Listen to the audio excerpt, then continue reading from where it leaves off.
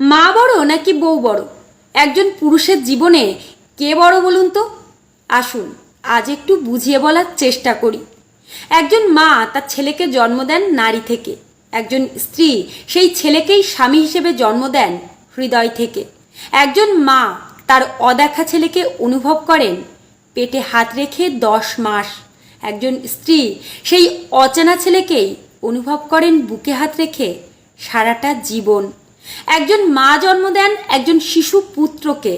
একজন স্ত্রী জন্ম দেন একজন পরিণত পুরুষকে। একজন মা তার সন্তানকে হাত ধরে হাঁটতে শেখান। একজন স্ত্রী সেই সন্তানের হাত ধরে জীবনের সমস্ত পথটা হাঁটেন। একজন মা তার সন্তানকে কথা বলতে শেখান। একজন স্ত্রী প্রিয় বন্ধু হয়ে সারাটা জীবন তার সাথে কথা বলার সঙ্গী হয়ে ওঠেন। সন্তানের দায়িত্ব কাঁধে আসতেই মা তার সমস্ত পৃথিবী ভুলে যান। আবার সেই স্ত্রী সন্তানের দায়িত্ব নেবেন বলেই তার সমস্ত পৃথিবীটা ছেড়ে একদিন চলে আসেন। সন্তান না খেতে পারলে পাতে সেই উচ্ছিষ্ট খাবার মা এবং স্ত্রী উভয়েই খান। আবার সন্তান এবং স্বামীর মঙ্গল কামনায় উপবাস মা এবং স্ত্রী দুজনেই করে থাকেন। সন্তানকে বড় করেও সন্তানের থেকে প্রতিটা মাকেই আঘাত পেতে হয়। আবার স্বামীকে বিয়ে করেও প্রত্যেকটি স্ত্রীকে এক না একদিন নির্যাতিত হতেই হয়। মায়ের কাছে সন্তানের জীবনের দায়িত্ব শুরু থেকে প্রায় 20 বছর। স্ত্রীর কাছে স্বামীর জীবনের দায়িত্ব নেভানো শেষ বাকি 60টি বছর। কখনো কখনো সেটি 80 বছরেও যেতে পারে যদি আয়ু 100 বছর হয়।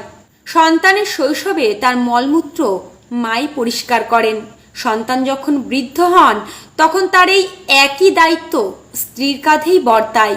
মায়ের কোল হলো সেই কোল যেখানে সন্তানের জন্ম হয়, অর্থাৎ প্রথম বিছানা। স্ত্রীর কোল হলো সেই কোল যেখানে স্বামীর মৃত্যু হয়, অর্থাৎ শেষ বিছানা।